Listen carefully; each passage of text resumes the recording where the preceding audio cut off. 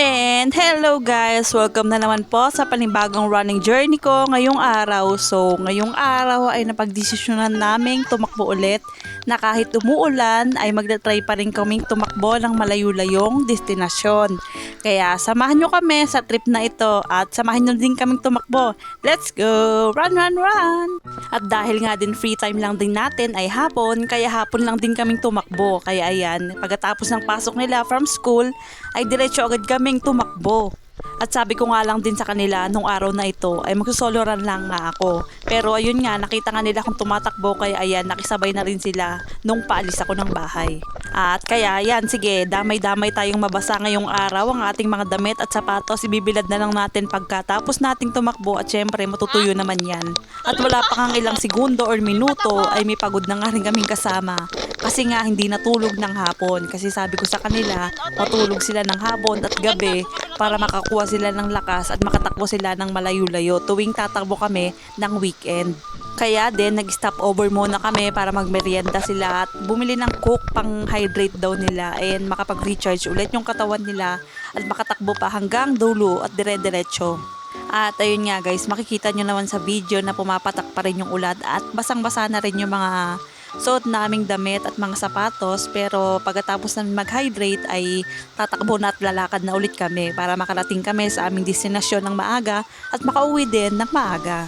Naging routine na rin kasi namin na tuwing weekend at tuwing hapon ay tatakbo kami kahit umulan or umaraw. Basta tuloy-tuloy kami sa aming paghakbang ay makakarating kami sa destinasyon na pupuntahan namin. Gaano man ito kalayo or kalapit, basta maging safe kami pagpunta at pag-uwi. At syempre, bago naman kami umalis na kanya-kanya naming mga tahanan ay nagpapaalam kami sa aming mga magulang para hindi rin naman nag-aalala pag umaalis kami ng aming mga tahanan para tumakbo ng malayo or malapit man. Kasi hindi rin biro yung pagtakbo namin sa daanan, lalo na't may mga sasakyan din na dumadaan sa aming gilid, kaya kailangan namin mag-responsable sa aming mga ginagawa.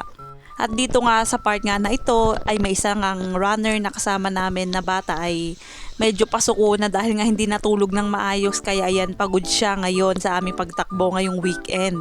Kaya sinabihan ko siya na magpatuloy tayo sa ating pagtakbo para may panibago na naman tayong achievement na ma-unlock ngayong araw, kaya tuloy-tuloy lang boy and magpatuloy.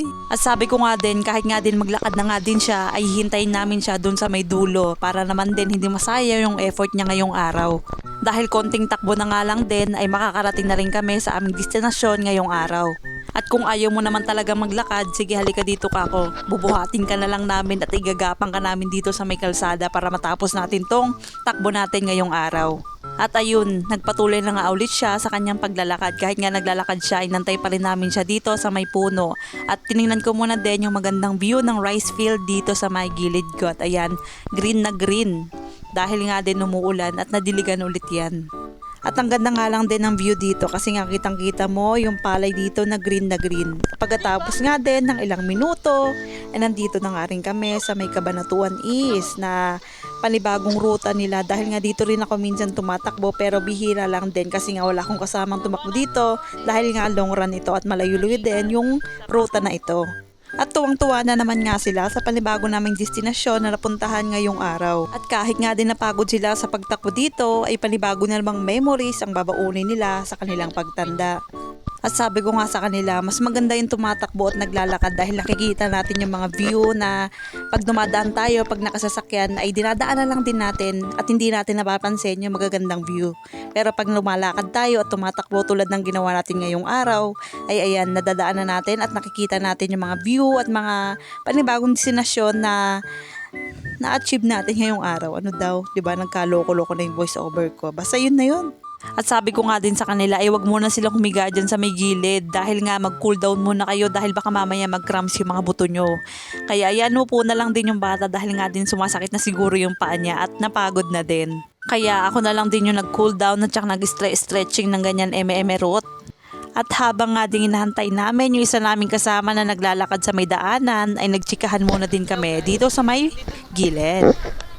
Parating na kami na naman sa aming panibagong destinasyon. Uuwi na naman tayo. Next, Pangad.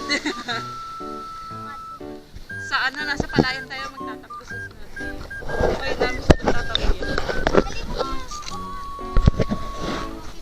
Another achievement na naman to sa mga batang ere.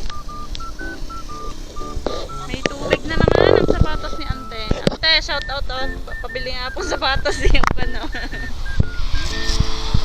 Pusang sisiw.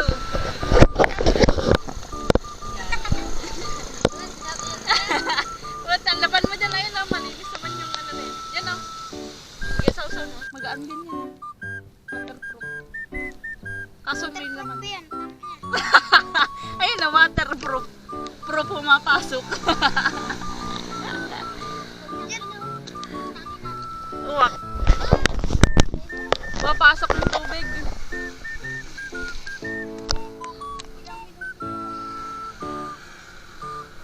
Hindi ko lalagyan ng foam yung akin. Hindi ko na... Shopee. Ay! Wala po akin ang kinasa niya po. Sing. Nyo. Oo nga, oh. Matigas. Lupay-pay. Lupay-pay mga guys. At sa part nga na ito ay sinabihan ko nga sila na umuwi na kami dahil nga medyo gumagabi na at baka magabihan kami sa may daanan. Ano to? Ilaw to. Oriente may magkakabit nito guys. Tapos yung isa pa namin kasama na bata kung ano yung pinupulot sa may kalsada nung nakaraan gulong. Ngayon yung ilaw ng motor, kakabit niya daw sa motor nila sa kako. Makukuryente pa yung magkakabit niyan kasi nga yan nangangalawang pa yung tornilyo. Bilat mo sa araw. Sa kanila swing.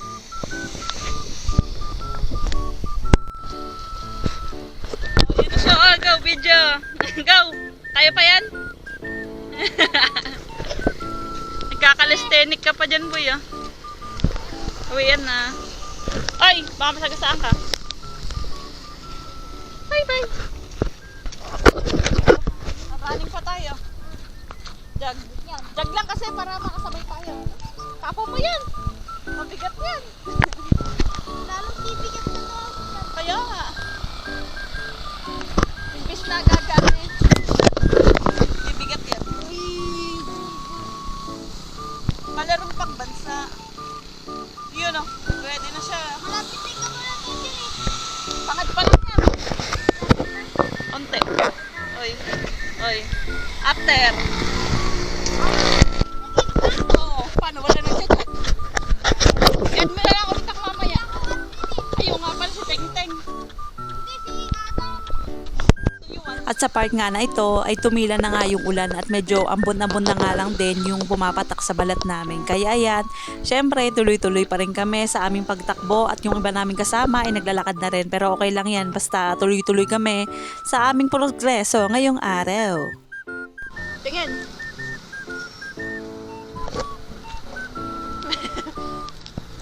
Hydration yan. At habang hinihintay namin yung isa naming kasama na naglalakad ay ayan, nag-video-video muna ako dito sa may gilid ng palayan dahil nga ang ganda ng view. Makikita mo yung mga bundok doon sa may gilid, andun yung bundok ng Tanawan na may resort sa may taas. Kaya ayan yung mga after naming tumakbo. Lupay-pay ang isang bata, ayan yung batang di natulog ng tanghali. Kaya ayan, pagod na pagod sa aming pagtakbo ngayong araw. Kaya pagod siya.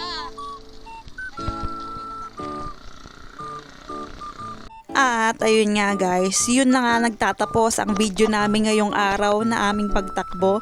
Maraming salamat po sa mga nanonood at sa mga gusto rin pong sumunod sa amin or makisabay sa aming pagtakbo ay message nyo lang din po ako at sasamahan ko kayo na tumakbo din dito sa aming place sa Fort Magsaysay. Kaya tara, samahan nyo na akong tumakbo and let's go be healthy and watch out, wara, let's go!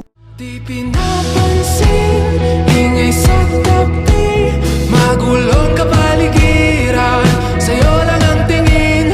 Di pinapansin, ika'y paiikutin ng dahan-dahan, sa gitna man ng daan. Sa bawat sandaling ikaw ay pinagmamasdan, may dumadapong kilid